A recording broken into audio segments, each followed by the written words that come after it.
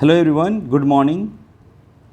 तो चलते हैं हम लोग आज जीपी का सेकेंड पार्ट शुरू करने वाला हूं और मैंने फर्स्ट पार्ट पढ़ा चुका हूं, तो आप जाके प्लेलिस्ट में देख सकते हैं। मैं बिल्कुल सिस्टमेटिकली पढ़ा रहा हूं, मैं सीक्वेंस सीरीज पढ़ा रहा हूं जो 5 मार्क्स का पूछा है बीपीएससी में। 5 मार्क्स माध्यमिक शिक्षक के लिए और 5 मार्क्स उच्च माध्यमिक शिक्षक के लिए। तो ये जो वीडियो है सिर्फ उच्चतर माध्यमिक शिक्षक के लिए है, क्योंकि जो सिर्फ माध्यमिक शिक्षक है उसका सिर्फ एपी पढ़ना था, तो मैंने पढ़ा चुका हूँ, वो आप जाके प्लेलिस्ट में देख लें। ठीक है, तो चलते हैं, शुरुआत करते हैं हम लोग। आज पढ़ने वाला हूँ sum of first n terms of a GP. तो देखिए, जीपी मैंने पढ़ाया, आप पहली वीडियो देखेंगे, पहली पार्ट, तो आपको समझ में आ जाएगा कि जीपी क्या होता है।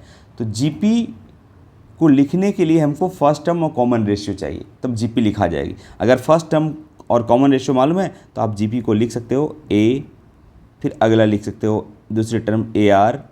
अब मुझे ऐड करनी है सभी टर्म, चूँकि यहाँ सम बता रहा हूँ, ठीक। तो ए आर स्क्वायर, फिर क्या हो जाएगी ए आर क्यूब, फिर क्या हो जाएगी dot dot dot dot dot dot dot dot.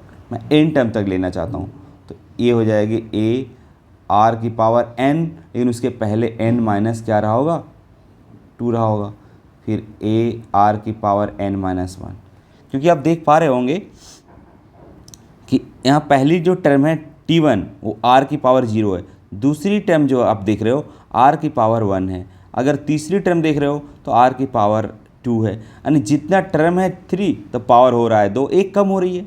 तो एनवा टर्म अगर लूँगा तो n माइनस 1 हो जाएगा, और उसके पहले n माइनस 2 रहा होगा, है ना। इससे पहले तो आप देखो ना, कम है तो 2 से 3 से 2 है, 2 से 1 है ना, इस तरह से। तो इस तरह से, राइट। तो हम लोग चलते हैं, इसको हम जोड़ते हैं, और s अगर हम n टर्म तक जोड़ते हैं, ऐड करते हैं, तो हम लोग उसको बोलते हैं क्या, Sn। क्या बोलते हैं उसको, Sn, right.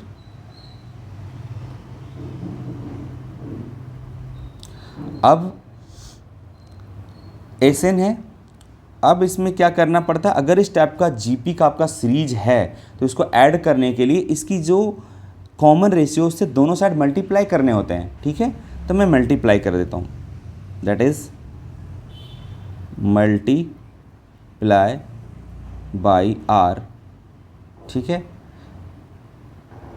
Both side multiply both sides by common ratio R. ठीक है, हिंदी में लिखेंगे तो यहाँ लिखेंगे क्या, दोनों ओर आर से गुणा करने पर। ठीक है, तब जब गुणा करेंगे तो हमारी जो सीरीज हो जाएगी कुछ इस तरह से हो जाएगी। आप देखिए, Sn आर गुना कर दिया मैंने। ठीक है, अब करना क्या है आपको, ये वाली जो हो जाएगी ए आर हो जाएगी, फिर ये जो है ये वाली वो हो जाएगी ए आर स्क्वायर हो जाएगी, यानी जो पावर 2 है वो 3 हो जाएगी, जो 3 है सब में 1 बढ़ जाएगी, आर गुना होगी तो ए आर की पावर 3 हो जाएगी, फिर ए आर की पावर 4 हो जाएगी, dot dot dot dot dot A R की पावर n माइनस 1 हो जाएगी, प्लस ए आर की पावर n हो जाएगी। ठीक है, अब इसको इक्वेशन 1 मान लो और इसको इक्वेशन 2 मान लो। ठीक है, अब from equation first minus second करो, पहली में दूसरी को घटाओ। तो जब पहली दूसरी में घटाओगे तो आई थिंक ये मिलेगी, पहली देखो क्या है, Sn बराबर क्या लिखा है, A R square A R cube dot dot dot dot dot A R की power n minus 2 A R की पावर n माइनस 1, और दूसरी वाली है r इंटू एस एन, है ना, r इंटू एस एन। तो अगर आप इसको लिखेंगे तो ये जो है ना, ये वाली टर्म को यहाँ लिख देते हैं ए आर, और ये वाली टर्म को ए आर स्क्वायर, तो सामने हो जाएगा, फिर ए आर की क्यू हो जाएगा, dot dot dot dot dot, और फिर यहाँ पे हो जाएगी dot dot dot dot dot, यहाँ पे हो जाएगी ए आर की पावर n-1 और आगे जो होगी ए आर की पावर n होगी। अब अगर इसको एक पीछे टर्म खींचेंगे तो सेम होगा ना, ठीक है। अब इसको सब्ट्रैक्ट कर देता हूँ। अगर मैं सब्ट्रैक्ट करता हूँ देखिए minus minus minus minus minus minus, तो ये वाली से ये वाली, ये वाली से ये वाली, ये वाली से ये वाली, ये वाली से ये वाली, है ना, ख़त्म हो जाएगी। तो बचेगी क्या, S N minus R into S N is equal to, बच गई क्या, ए बच गई,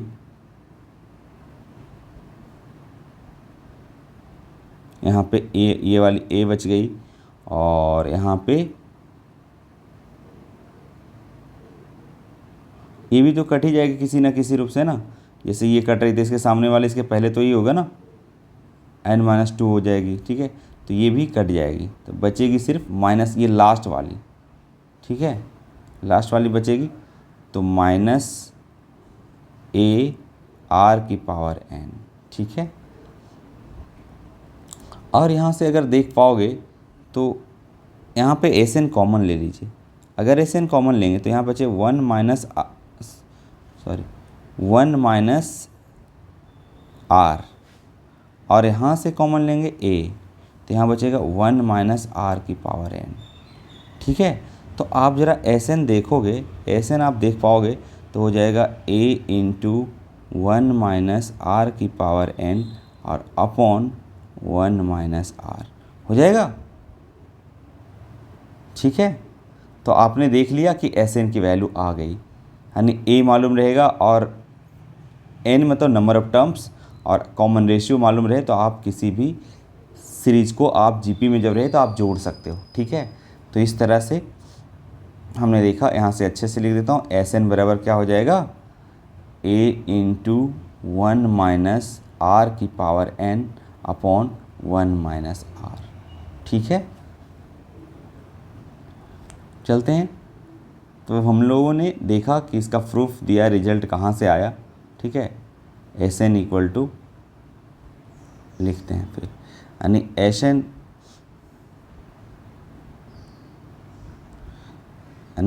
एन इक्वल टू है ए इंटू 1 माइनस आर की power n upon 1 minus are.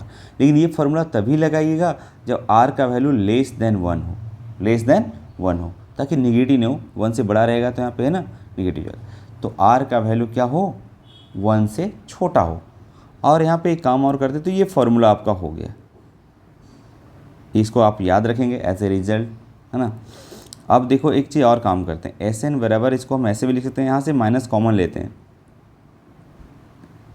अगर देख पाओगे तो हम यहाँ से कॉमन लेंगे माइनस ए तो है ही, माइनस कॉमन लिए तो आर के पावर n इधर आ जाएगी और -1 उधर चल जाएगी, है ना। यहाँ पे भी कॉमन ले लेंगे तो r इधर आ जाएगी -1, ठीक है। ये वाली यहाँ से मैंने कॉमन लिया दोनों माइनस, ठीक है। अब यहाँ से माइनस ख़त्म हो जाएगी। अब बचा S N is equal to A into are की पावर n-1 अपॉन r-1। ये कब लगाएंगे, जब r का वैल्यू ग्रेटर देन 1 हो, ठीक है। तो आपको ये फार्मूला दोनों आपको याद रखना है, ठीक है।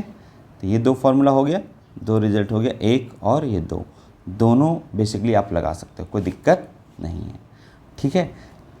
अगर ये नहीं भी याद है तो चलेगा, एक भी कोई याद है तो आप वहाँ रखेंगे खुद, है ना। लेकिन आप देखेंगे कि अगर r का वैल्यू 1 से बड़ी हो रही है और ये x से छोटी हो रही है, उसके लिए वैलिड है, और ये है ना 1 के बड़ी के लिए वैलिड है।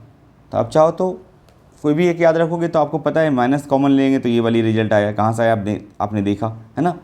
तो चलते हैं हम इस पर सवाल करते हैं कि क्या होगा इस पर सवाल, और बीपीएससी पूछ सकता है इस तरह से सवाल इस पर बेस्ट। तो चलते हैं हम अगला सवाल सॉल्व करते हैं। ये रहा आपका क्वेश्चन, हालांकि लगभग 5 क्वेश्चन हो गया बीपीएससी, आज लास्ट कॉन्सेप्ट भी होगा जीपी का।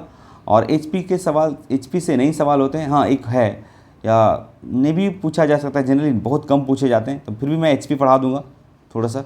और स्पेशल सीरीज़ से भी सवाल एक आते हैं, तो स्पेशल सीरीज में अगले वीडियो में निश्चित रूप से पढ़ा दूंगा, ठीक है।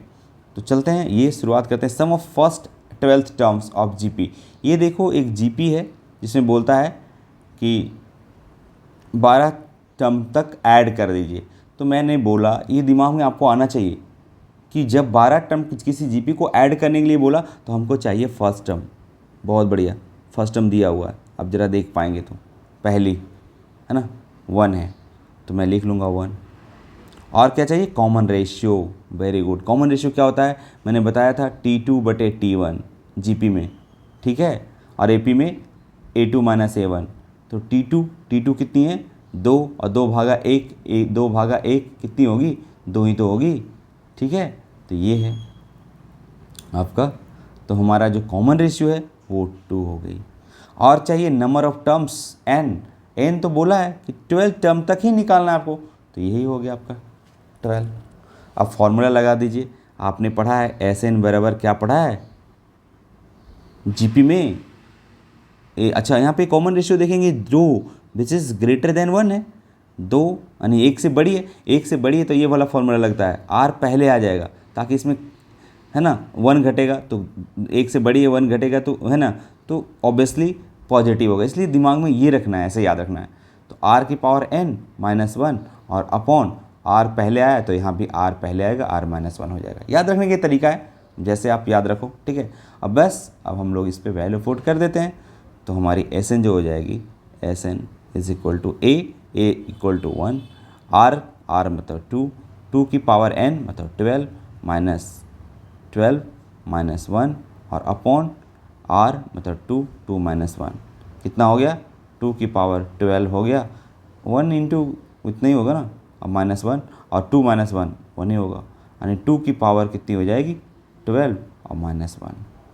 अगर 2 की पावर 12 को गुना करोगे तो आपको पता है कि 2 की पावर 10 हम लोग को वैल्यू याद रखना चाहिए, और 2 की पावर 2 और -1, ठीक है। अगर 2 की पावर 10 10 से 24 होता है, मैंने आप याद रख लो, 2 की पावर 10 10 से 24 होता है, और गुणे 4 और -1, 4 गुना करोगे तो 4 चौक कितना आ जाएगा,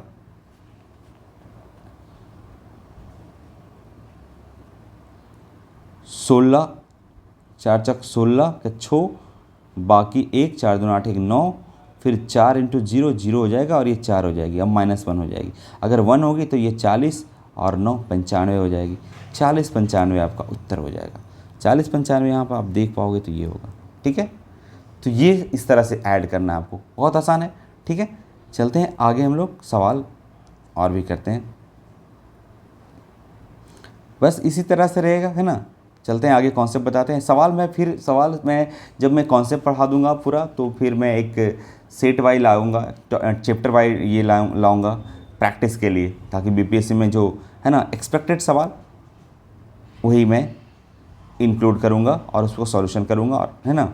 तो चलते, मैंने अभी कॉन्सेप्ट पढ़ा है कि इस तरह से आप ऐड कर सकते हो, बहुत आसान है, फार्मूला आपका बन गया। और वो कहाँ से आया फार्मूला, वो अभी आपने देखा। और मैं उम्मीद करता हूँ कि जितनी भी रिजल्ट है फार्मूला है, उसको आप फार्मूला मत समझें, उसको कहाँ से आया वो ज़रूरी है, ताकि आपके दिमाग में ड्यूरेबल हो गए, ठीक है। आगे चलते हैं।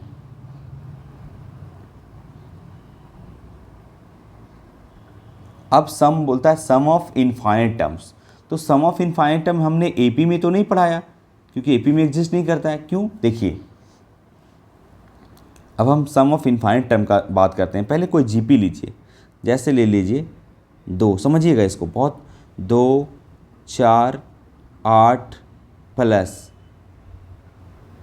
16 dot dot dot dot dot dot dot dot dot dot dot dot. अगर मैं इन्फिनिटी तक ले जाता हूँ इसको, सपोज दैट इन्फिनिटी तक ले जाता हूँ, बहुत इंपॉर्टेंट बात, ध्यान से सुनिएगा। अगर इसको मैं इन्फिनिटी तक ले जाता हूँ तो आप यहाँ पे देखेंगे कि कॉमन रेशियो कितनी है। तो कॉमन रेशियो निकालने के क्या रूल है, T2/T1 जीपी में, है ना। कॉमन रेशियो हो जाएगा 4/2, यानी 2 हो जाएगी, 2 यानी 1 से बड़ी है, 1 से क्या है, बड़ी है। अगर 1 से बड़ी है तो आप देख पा रहे हैं कि जैसे जैसे बढ़ रहा है, जैसे जैसे उधर जा रहा है, राइट की तरफ जा रहा है, वो ऐसे वैसे सीरीज बहुत बड़ी होती जा रही है। 8 के बाद 16 के बाद 32, 64, 128, जैसे जैसे इन्फिनिटिव की ओर जाएगा तो आपको नहीं लग रहा है कि बहुत बड़ी संख्या हो जाएगी, इन्फिनिटिव हो जाएगी। तो इसका मतलब है कि यहाँ पे जीपी का इन्फिनिटिव टर्म, जीपी का इन्फिनिटिव टर्म्स पॉसिबल नहीं है। क्यों पॉसिबल नहीं है? क्योंकि ये बढ़ता जा रहा है, जैसे जैसे इन्फिनिटिव के करीब जाएगा वो इन्फिनिटिव होता जाएगा। तो इन्फिनिटिव में कुछ भी जुटेगा क्या होगा? इन्फिनिटिव ही होगा। तो इन्फिनिटिव टर्म्स जीपी का अगर ज्ञात करना है तो एक पार्टिकुलर रेंज में होती है, ठीक है। वो पार्टिकुलर रेंज क्या होती है अब दिखाते हैं आपको। देखिए, मान लो कि एक दूसरा जीपी हम लिखते हैं 1 + 1/3 + 1/9 + 1/27 plus dot dot dot dot dot dot dot infinity. अब देखिए, अब जरा ये जीपी को देखिए, ये भी जीपी है जिसकी कॉमन रेशियो अगर निकाला जाए, तो T2/T1 होती है। अगर T2 बोले एक 1/3 और बटे 1 that is 1/3 which is less than 1 है ना। अब यहाँ पे जरा देखिए, जैसे जैसे इधर जा रहा है छोटी होती जा रही। क्यों? क्योंकि 1 है, फिर 1/3 मैंने 1 से भी छोटी है। 1/3 का मतलब आप क्या समझते हैं? एक कट्ठा ज़मीन, भाइयों की संख्या 3। 1 कट्ठा ज़मीन, भाइयों की संख्या 9। 1 कट्ठा ज़मीन, भाइयों की संख्या 27। अब बताइए, आपको नहीं लग रहा है कि इधर 1 कट्ठा ज़मीन है, 3 भाई, चलो कुछ कुछ हिस्सा पड़ जाएगा। 1 कट्ठा ज़मीन है, 9 भाई है, चलो कुछ कुछ किस। अब बताओ, 1 कट्ठा ज़मीन है, 27 भाई है। हमको लगता है बंटवारा करना ही बेकार है, ठीक है। तो ये बात समझना होगा कि अब जब लेस देन आता है कॉमन रेशियो 1 से, तो देखते हैं कि अगर इन्फिनिटिव की तरफ जाता है तो वो लगभग 0 हो जाता है। तो बाकी सम तो हो ही सकता है। जब इधर 0 होगा तो इन सभी को जोड़ना आसान हो जाएगा। क्योंकि ऐसा नहीं कि इन्फिनिटिव है, इन्फिनिटिव तरफ इन्फिनिटिव हो जाए तो फिर जोड़िएगा इन्फिनिटिव तो कोई फ़र्क नहीं पड़ेगा। इसलिए जैसे जैसे इन्फिनिटिव की ओर जा रहा है 0 हो जा रहा है, वैल्यू बहुत छोटी हो जा रही है। तो बिल्कुल एक ऐसा समय आएगा कि 1/इन्फिनिटिव होगा तो ये बिल्कुल 0 हो जाएगी, समथिंग अपॉन इन्फिनिटिव होते जाएगा।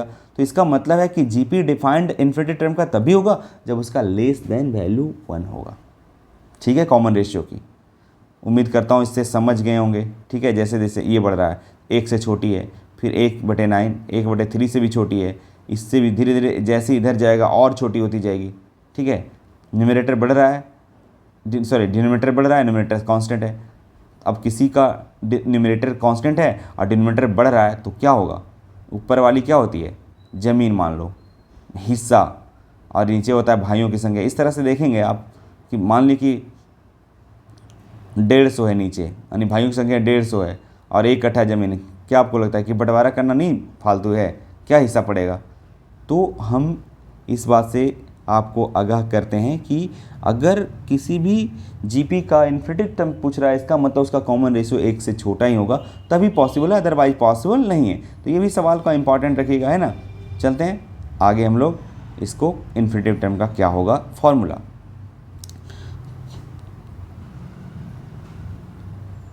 तो हम लोग जानते हैं जैसा कि एसएन बराबर जो होता है,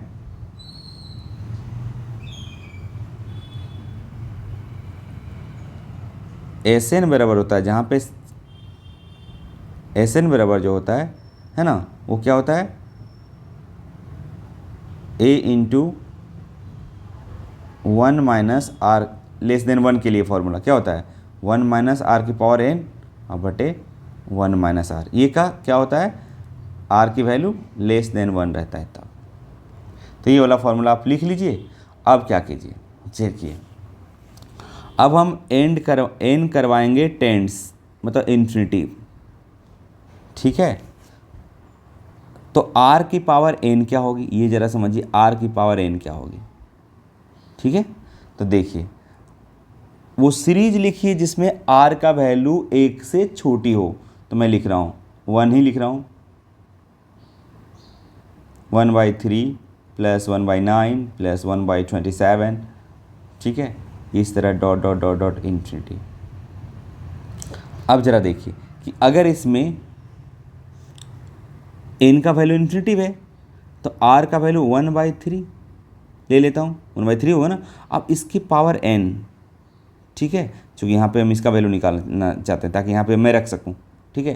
तो r का वैल्यू n, अगर 1/3 के पावर इन्फिनिटिव, n का वैल्यू इन्फिनिटिव रखूँगा तो आप ही सोचिए कि 1 के पावर कितना हो जाए तो वो तो 1 ही होगा ना, मतलब tending infinitive, not exactly infinitive. Exactly defend होगा तो 1 पे पावर इन्फिनिटिव, ये इंडिटरमिनेट फॉर्म है। तो मैं कह रहा हूँ कि ये एग्जैक्टली इन्फिनिटिव नहीं, लेकिन मैं टेंस लगभग लगभग इन्फिनिटिव, तो 1 हो जाएगा। 1 की पावर कितने होते, 1 ही होगा। और 3 की पावर इन्फिनिटिव, सोचो ना कि 1/3 की पावर इन्फिनिटिव कितनी बड़ी संख्या होगी। आपको 3 की पावर 2 अगर लोगे तो इसी तो 9 हो जाएगा, 1/9 हो जाएगा। और 1 अगर 3 की पावर अगर 3 लोगे तो 1/3 3 होती है 27 हो जाएगा। बताओ, एक कट्ठा ज़मीन 27 भाई, नहीं लग रहा है कि लगभग लगभग 0 हो जाएगा। तब जब n टेंडिंग टू इन्फिनिटिव होगा तो r की पावर n टेंडिंग लगभग लगभग 0 हो जाएगा। ठीक है, तो इसको क्या कीजिए, तो Sn बराबर जो हो जाएगा वो क्या हो जाएगा, a मल्टीप्लाई कर दीजिए a minus a into are की पावर n और बाई 1 माइनस आर। इसको आप अलग अलग भी कर सकते हैं। Sn इक्वल टू, है ना, a अपॉन 1 माइनस आर और माइनस a इंटू आर की power n upon 1 minus r. क्या ऐसे लिखने में कोई तो बुराई नहीं है? ठीक है, कोई बुराई है क्या? नहीं। अब n tending to infinitive tend करवाइए, n के जगह इन्फिनिटिव रखिए, तो s इन्फिनिटिव हो जाएगा equal to a 1 minus r. और जैसी n इन्फिनिटिव होगा यानी a r की power infinitive upon 1 minus r, तो बेचारा ये लगभग लगभग हमने बता दिया कि r की पावर r की पावर इन्फिनिटिव, चूँकि r का वैल्यू यहाँ पे 1 से छोटा है इसलिए ये पूरा क्या हो जाएगा, 0 हो जाएगा। ये क्या हो जाएगा, 0, यानी ऊपर 0 होगी, नीचे कुछ भी रहेगा 0 ही होगा, है ना। तो इसका मतलब है कि s infinitive is equal to a upon 1 minus, ये छोटू सा फॉर्मूला आ गया है s इन्फिनिटिव का। ठीक है, s इन्फिनिटिव का फॉर्मूला क्या होगा, a upon 1 minus r. It's very simple, बहुत आसान भी है। चलते हैं, इस पर सवाल भी पूछा है। ठीक है, तो इन्फिनिटिव टर्म तक हम लोग कैसे फाइंड करते हैं। ठीक है, जैसे इस पर हम सवाल करवाते हैं। मान लिया जाए आपका, तो आपने देख लिया कि इन्फिनिटिव तभी पॉसिबल है जीपी का जब कॉमन रेशियो 1 से छोटा हो। अब आपको बोल दे कि 2 4 8 16 इसमें इन्फिनिटिव तक ज्ञात कीजिए, तो आप नहीं ज्ञात सकते हैं। क्या होगा, डज नॉट एग्जिस्ट होगा, डज नॉट एग्जिस्ट। क्यों? क्योंकि यहाँ जो कॉमन रेशियो है वो 2 है विच इज़ ग्रेटर देन 1 है, जो कि पॉसिबल नहीं है। ठीक है, तो चलते हैं वैसे सवाल जो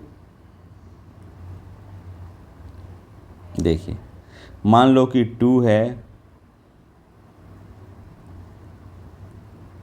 1 है, 1/2 है, 1/4 है, प्लस 1/8 है, plus 1/16 dot dot dot dot dot up to infinitive तक है। ठीक है, तब इसको निकालना है कि ऐड करने के लिए। तो आप देखिएगा जीपी में हो रहा है। हाँ, जीपी में होने का क्या नियम है, T2/T1 T3/T2। अब ये पहली पार्ट पढ़ेंगे तो आपको समझ में आ जाएगी, है ना। तो वो नहीं बताऊंगा मैं कि जीपी क्या है, आप देख लें पहली पार्ट। ठीक है, तो यहाँ पे कॉमन रेशियो निकालूंगा। सीधा कॉमन रेशियो होता है किसी जीपी का T2/T1, that is 1/2 divided by 1, that is 1/2 ही होगा। ठीक है,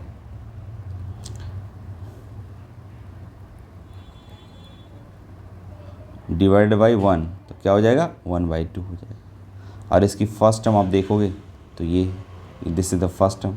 ठीक है, अब हम एस इन्फिनिटिव निकालना चाहेंगे। बहुत सिंपल है, एस इन्फिनिटिव होता है a अपॉन 1 माइनस आर। अभी मैंने रिजल्ट निकाला था, a का मतलब कितना, a का मतलब 1 और 1 माइनस आर का मतलब half, that is 1 upon half, मतलब ये इसका सम 2 हो जाएगा। 1 अपॉन 1/2 तो 2 हो जाएगा। ठीक है, ये आ गया, इट्स वेरी सिंपल। ठीक है, तो इन्फिनिटिव टर्म का जीपी हो जाएगा, राइट। चलते हैं आगे, इस तरह से आप भी निकाल सकते हैं। और एक एग्जांपल आपको मैं देता हूँ, एक एग्जांपल और लिख लीजिए। मान लो 2 की पावर 1 है इंटू 2 की पावर 1/2 है, 2 की पावर 1 है इंटू 2 की पावर 1/3 है इंटू 2 की पावर 1/9 है इंटू 2 की पावर 1/27 है into dot dot dot dot dot कहाँ तक, टू इन्फिनिटी तक। तो क्या आप करेंगे, आप बताइए क्या करेंगे। बोलिएगा सर बिल्कुल आसान है, क्योंकि सभी का बेस सेम है, सभी का बेस क्या है, सेम है, इंटू है। तो हम एक ही 2 की पावर हम लिख सकते हैं 1 + 1/3 + 1/9 + 1/27 dot dot dot dot dot dot infinity है ना, इन्फिनिटी, राइट। तो ऐसा है, तो फिर 2 की पावर क्या हो जाएगी, अब लगा दीजिए इन्फिनिटिव का, क्योंकि कॉमन रेशियो यहाँ पे क्या हो रहा है 1/3 तो हो रहा है, यानी 1 से छोटी हो रही है, तो a सीधा a/1 - r का मतलब 1/3, दैट इज़ 2 की पावर कितनी हो जाएगी 1/3 - 1/3 है ना। तो कितना हो जाएगा 2 की पावर हो जाएगी कितनी, 3 ऊपर चल जाएगी, 3 में से गया 2, ठीक है। अब इसका मतलब क्या होता है 2 की पावर 3 और पावर 1/2, मतलब 2 की पावर 3 मतलब 8 का वर्गमूल हो गया है ना, 8 का वर्गमूल 2√2 हो गया, ये आंसर होगा। क्लियर। चलिए आगे हम चलते हैं।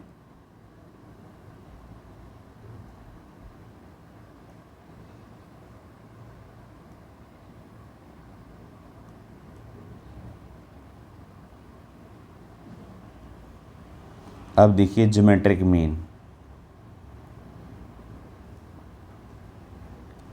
ज्योमेट्रिक मीन समझिए क्या होती है ना। ज्योमेट्रिक मीन हमने अर्थमेटिक मीन भी पढ़ाया, अब ये ज्योमेट्रिक मीन है। तो ज्योमेट्रिक मीन क्या होता है, अगर देखिए ज्योमेट्रिक मीन होता है, पहले सिंगल ज्योमेट्रिक मीन हम लोग निकालते हैं, ठीक है।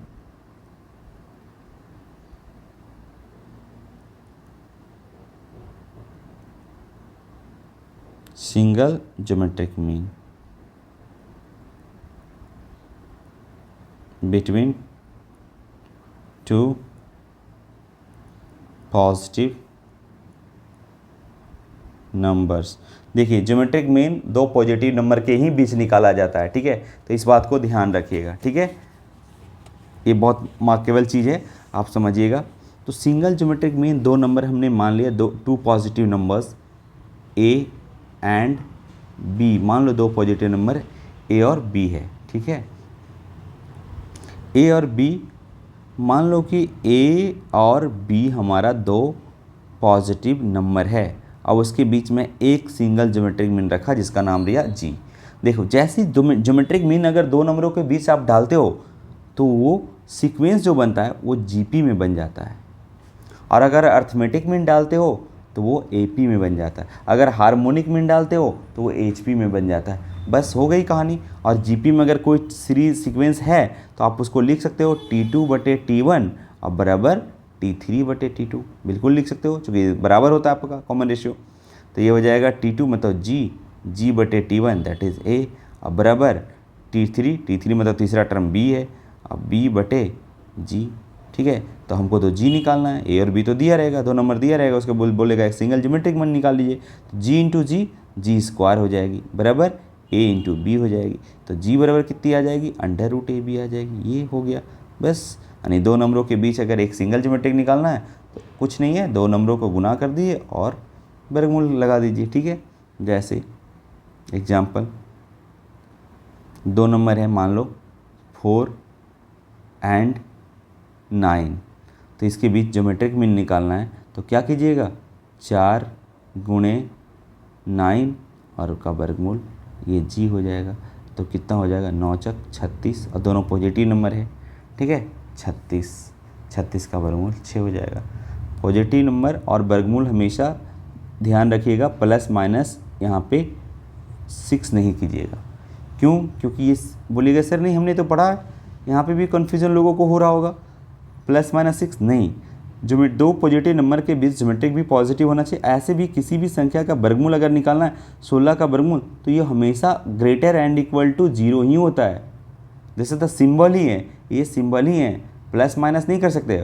वो तो आप x² बराबर अगर 16 करते हो तो x का वैल्यू आप लिख सकते हो कि +4 भी होगी और -4 भी होगी, ठीक है। लेकिन यहाँ पार्टिकुलर 36 की वर्गमूल निकाला जा रहा है तो 6 होगा, ठीक है। 16 का अगर वर्गमूल निकाला है तो सिर्फ +4 होगा, ना कि माइनस वाली, ठीक है।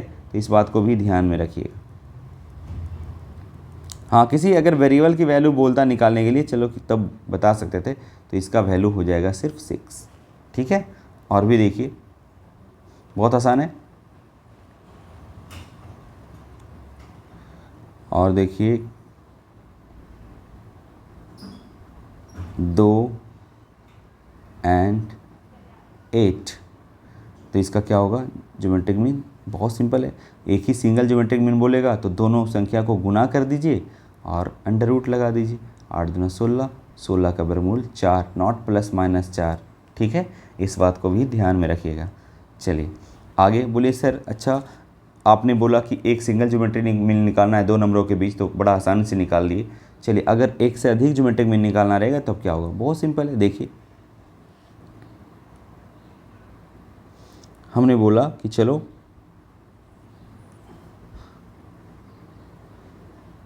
मान लो कि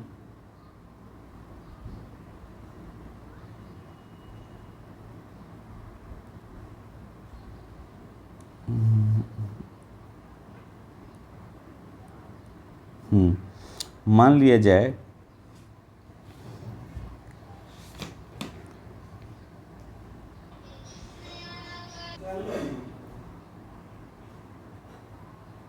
चलिए देखिए, तो ज्योमेट्रिक मीन 2 नंबरों के बीच बहुत सारे निकालना है। मान लो कि हमने निकाला 5 और 160 के बीच, ये है 5 और 160 के बीच 4 ज्योमेट्रिक मीन हम इंसर्ट कर रहे हैं, ठीक है। ठीक है, 4 ज्योमेट्रिक, मान लो कि G1, G2, G3 और G4 मैंने इंसर्ट किया, ठीक है। तो आप देख पाएंगे कि हमने तो एक बोला था कि जैसे 2 नंबरों के बीच आप जितना भी ज्योमेट्रिक मीन डाल लीजिए वो बन जाएगा कहाँ, सीक्वेंस, वो जीपी का बन जाएगा। बहुत बढ़िया। अगर वो जीपी में बन गया तो मेरे लिए आसान हो गया, क्योंकि जीपी का हम लोग सब कुछ पढ़े हुए हैं। तो जीपी का हमको कोई भी जीपी लिखना है, तो ये क्या है, G1 क्या है, G1 इज नथिंग, ये दूसरी टर्म है इस जीपी का। G2 is nothing, this is third terms of this GP, G3 is nothing, this is fourth term of this GP। जैसे देखो ना, पहली टर्म, दूसरी टर्म, तीसरी टर्म, फोर्थ टर्म, है ना, fourth term, fifth term, total term 6 है, ठीक है। तो आपको एक बात समझ में आ गई कि अच्छा चलिए, तो सर फिर भी हमको GP का कोई भी टर्म निकालना है तो फर्स्ट टर्म चाहिए और कॉमन रेशियो चाहिए। तो फर्स्ट टर्म तो मेरा दिया हुआ है, लेकिन कॉमन रेशियो नहीं है, क्योंकि कॉमन रेशियो बराबर होता है T2/T1, और ये सब तो अननोन क्वांटिटी है, ये सब तो अननोन क्वांटिटी है ना। तो एक काम करते हैं, अगर ऐसा है तो हम एक काम करते हैं कि इसमें टोटल नंबर ऑफ टर्म्स कितना है, ज़रा आप देख पाएंगे भी। जी बता सकता हूँ, क्योंकि 4 है इंसर्ट किया और 2 ऑलरेडी पहले से था, दिख रही 1 और 2, और ये 4 ऑलरेडी अंदर है ना। तो टोटल नंबर ऑफ टर्म 6 हो गया। और छठा टर्म का जो वैल्यू होगा वो क्या 160 नहीं होगा, बिल्कुल जी सर होगा। 1 2 3 4 5 6, तो छठा टर्म का वैल्यू तो 160 हो रहा है ना। तो इसका मतलब है कि चलिए ये P है, 160 हो गया। और छठा टर्म का फॉर्मूला होता है AR⁵ GP में 160, A का वैल्यू दिया हुआ है 5, R⁵ इक्वल टू 160, तो R⁵ इक्वल टू 160/5। 5 मतलब कितना, 5 तिया 15, 5 तिया 15 और 5 दूनी 10, R⁵ हो गया, और 32 2 की पावर 5 हो गया, ठीक है। अब दोनों का पावर सेम है तो बेस, हमारा बेस भी सेम होगा, नहीं R = 2 आ जाएगी, कॉमन रेशियो 2 आ गई। बहुत बढ़िया। अब कॉमन रेशियो 2 आ गई तो फिर मेरे को क्या निकालना है, आप ज़रा बताओ। जी सर, G1 निकालनी है। G1 is nothing, it is just like the second terms of this GP यानी T2। देखिए ना, पहला टर्म T1 है, ये हो जाएगी T2। तो समझ में आ गया। अब T2 GP को आपको पहला लेक्चर में पढ़ा चुका हूँ कि अगर सेकेंड टर्म GP का लिखना है तो हो जाएगा AR⁴ फॉर्मूला मत याद रखिए, बस इस तरह से, है ना, जनरलाइज फॉर्म में याद रखिए। तो A का वैल्यू है 5, है ना, फर्स्ट टर्म, और R का वैल्यू आया है 2, और 2 की power 2 minus 1 that is 5, 5 into 2 की पावर 2 माइनस 1 दैट इज़ 1, तो 5 2 ज़ा 10 हो जाएगा, यानी पहले, ठीक है।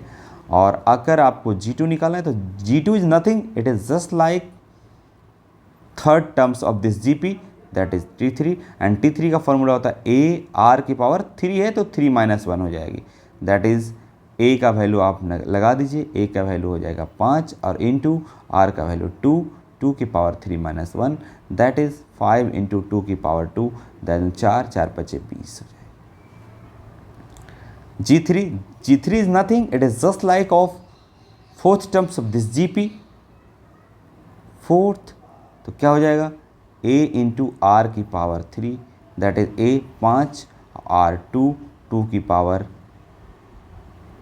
डायरेक्टली मैं लिख दिया, 4 माइनस 1 नहीं किया, 3 कर दिया, कोई दिक्कत नहीं।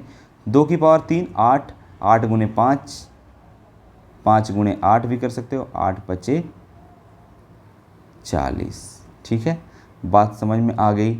इसी तरह G4 निकालना है, G4 is nothing, it is just like सब fifth terms of this Gp, तो fifth terms of this Gp, तो ये कुछ फॉर्मूला ही नहीं है, बस आपको दिमाग में रखना है कि क्या हो रहा है, क्या चल रहा है, कैसे है ना।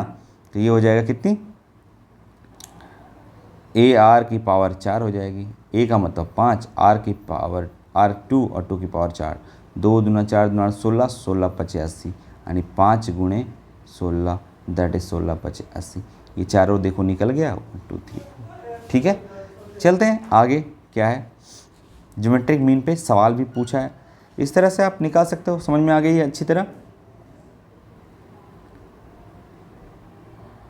अब ये देखिए बीपीएससी ने पूछा है ऐसा, थोड़ा सा ज्योमेट्रिक मीन पे सवाल पूछ लिया है इस तरह से।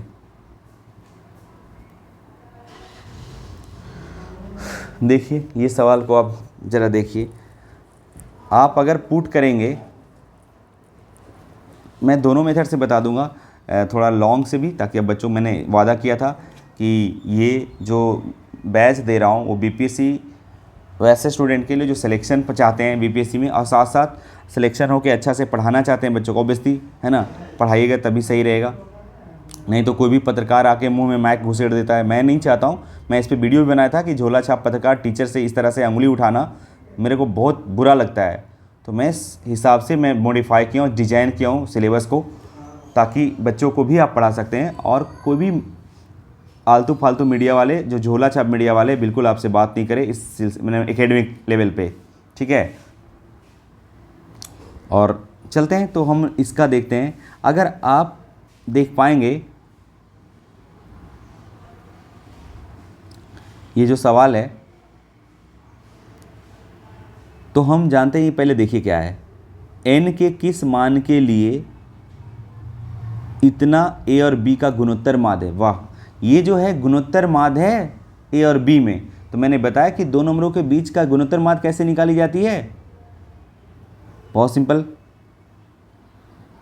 g बराबर बताया था, क्या बताया था, सिंपल a और b का अंडर रूट, और g हमारा दिया हुआ ये वाली, यानी a to the power n plus 1, b की to the power n plus 1, और a to the power n plus b to the power n is equal to under root a b, ठीक है। हम शॉर्टकट भी बताएंगे, पहले long cut बता देता हूँ, ताकि है ना कैसे ये आया, जरा देखिए।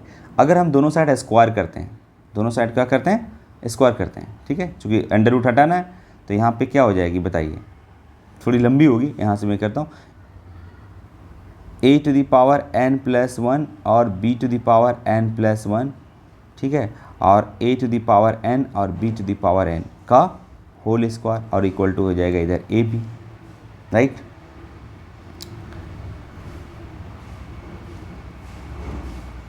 और आपने सवाल समझ में आ गया, तो मैं सवाल को यहाँ पे हटा देता हूँ यहाँ से, ताकि space,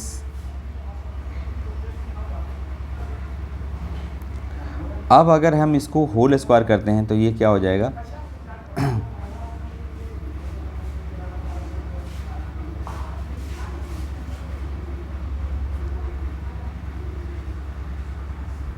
a to the power n plus 1 का whole square, b to the power n plus 1 का होल स्क्वायर, प्लस 2ab यानी a to the power n plus 1 और b to the power n plus 1, और नीचे क्या हो जाएगी a की पावर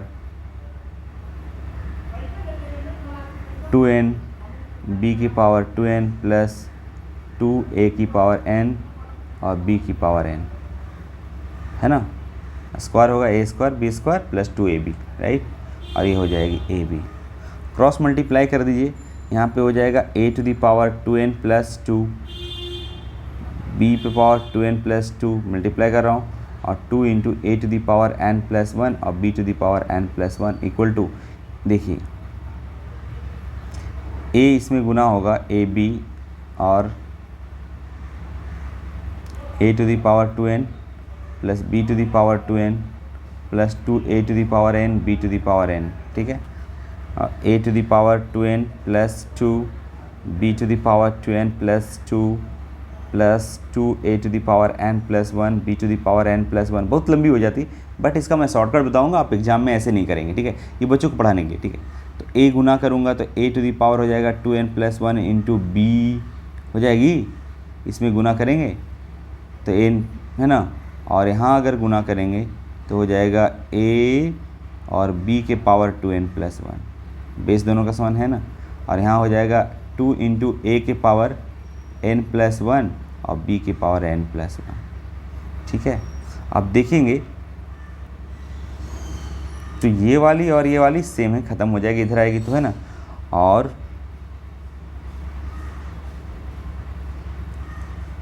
a की पावर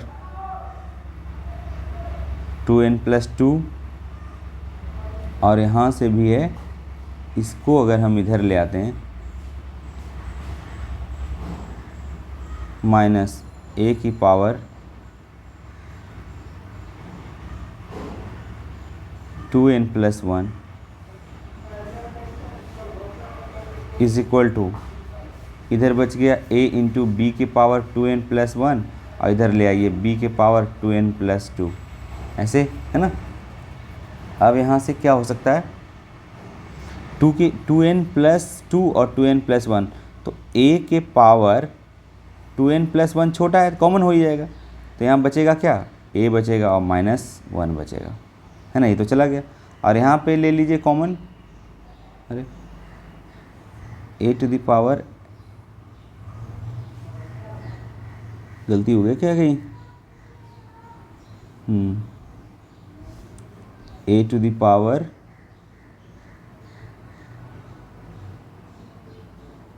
यहाँ पे a है और इधर भी तो था, यहाँ b होना चाहिए, हाँ यहाँ पे b छूट गया लगता है कहीं पे।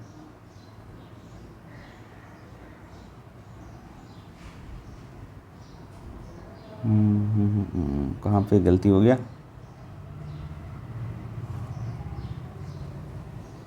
कहाँ पे गलती हो गई, 2 to the power a to the power 2n plus,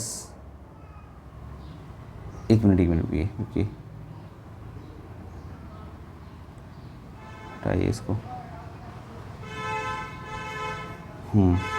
छोड़िए इसको, बहुत लंबी हो जाएगी कहानी, ज़्यादा लंबा वीडियो नहीं करना चाहता, फिर मैं कभी इसका इस फार्मूला को बता दूंगा, ठीक है।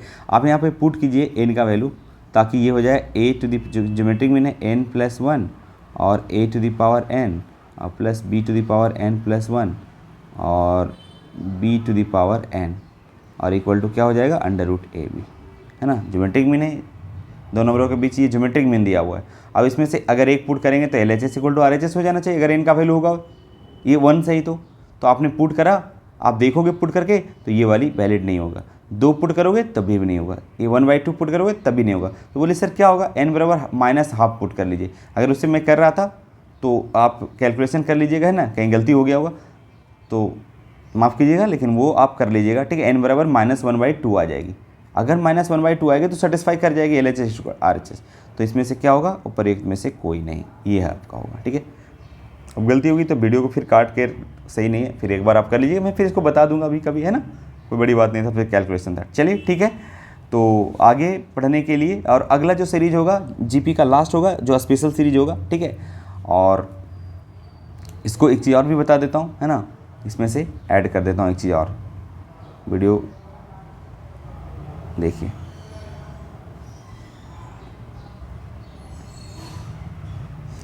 ये बता देता हूँ आपको, कुछ नोट में लिख लीजिएगा, ठीक है। नोट में कि जो अर्थमेटिक मीन होता है, ठीक है, वो ज्योमेट्रिक मीन, पहले ये समझ लीजिए कि अर्थमेटिक मीन मैंने बताया था। और एचपी पढ़ाना उससे सवाल भी नहीं पूछता। दूसरी बात है कि एचपी कुछ नहीं है, वो जस्ट एपी का उल्टा है। एपी का उल्टा करके कर दीजिएगा, सब कुछ फॉर्मूला लगा दीजिए, वही आ जाएगी, ठीक है। तो यहाँ पे देखिए, सबसे पहले हम लोग एक कॉन्सेप्ट और भी पढ़ा देते हैं इसमें।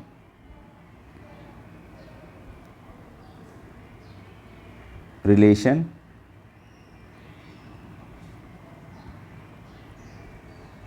Among M, GM and HM. तो आपको पता है कि दो नंबरों के बीच अर्थमेटिक मीन ए इसको बोला जाता है। ए बराबर जो होता है वो दो नंबर ए प्लस बी दोनों को जोड़ देते हैं और 2 से डिवाइड करते हैं। अगर जीएम निकाला जाता है तो जिसको बोलते हैं जी, तो अभी मैंने पढ़ाया था ए बी हो जाता है, अंडर रूट ए बी। अगर एचएम, एच हार्मोनिक मीन क्या होता है, तो इसका देखिए ज़रा, मैं इसको बताया था भी नहीं, लेकिन आप समझिए कि अगर मैं ए और बी के एक हार्मोनिक मीन इंसर्ट किया तो आपको ये बन जाएगा एच पी में। और मैं एच पी तो पढ़ाया नहीं, लेकिन हमने ये थोड़ा सा मेरे को ये थोड़ी सी जानकारी है ना, थोड़ी सी मुझे जानकारी इसकी है। थोड़ी सी जानकारी ये है कि जो एच पी होता है, दो नंबरों के बीच अगर हम एच पी निकालने की बात कर रहे हैं, ए और बी के बीच एच पी जो होता है वो क्या होता है, अगर ये एच पी में होता है, हार्मोनिक मीन डाला तो एच पी में होता है, इसका उल्टा यानी 1/a 1/h 1/b क्या हो जाएगा, ए पी में। ये एच पी ए पी का उल्टा है, ठीक है। या बोल सकते हो कि एच पी का उल्टा ए पी है या ए पी का उल्टा एच पी है, ठीक है। तो मैंने एच पी में था, मैंने उलट दिया, रेसिप्रोकल कर दिया, तो ए आ जाएगा ए पी में। और ए पी का हम लोग सब कुछ जानते हैं कि ए अगर ए पी में होगा तो T2 माइनस T1 और बराबर T3 माइनस T2 होगा। तो T2 that is 1/h minus T1 1/a और बराबर T3 1/b minus 1/h। 1/h को इधर ले आइए, 1/h प्लस 1/h जो माइनस इधर है, 1/a और प्लस 1/b लिख सकते हो। तो 2/h हो जाएगा ये, और इक्वल टू ये ए बी हो जाएगा, और ये ए प्लस बी या बी प्लस ए बात सेम ही है ना। अब हमको h/2 लिखने का, तो उलट देने का, इसको भी a और a प्लस बी, कैलकुलेशन का मामला है ना। तो h बराबर कितनी हो जाएगी, 2 मल्टीप्लाई कर दो 2ab और बटे a प्लस बी, यानी दो नंबरों के बीच एच पी निकालना है तो ये हो जाएगा, ठीक है। दो नंबरों के बीच एच पी ये होगा। अब इन तीनों में जो रिलेशंस होता है वो होता है ए एम ऑलवेज बड़ा होगा किससे, जी एम, और जी एम ऑलवेज बड़ा और इक्वल टू होगा किसके, एच एम। तो ये आप याद रखिएगा, एक रिलेशन ये, ठीक है। मान लो कि ऐसा सवाल पूछ सकता है, दे सकता है ना। तो चलते हैं, वीडियो को लास्ट करते हैं। अगले सीरीज स्पेशल सीरीज होने वाला जीपी का लास्ट लेक्चर होगा उच्चतर माध्यमिक शिक्षक के लिए, ठीक है। जब तक आप चैनल को सब्सक्राइब शेयर सब भी करें ताकि दोस्तों तक पहुंच जाए। और इस बार जो भी शिक्षक बहाली होने वाला है निश्चित रूप से सफलता मिलेगी। मैं सारा टॉपिक को पढ़ाऊँगा बारीकी से, बहुत अच्छे से कंटेंट डालेंगे, और उम्मीद करता हूँ कि आप लोग इसका भरपूर आप फ़ायदा उठा सकें, इसलिए इसके वीडियो सिस्टमेटिकली ढंग से देखें, है ना। चलते हैं, बाय।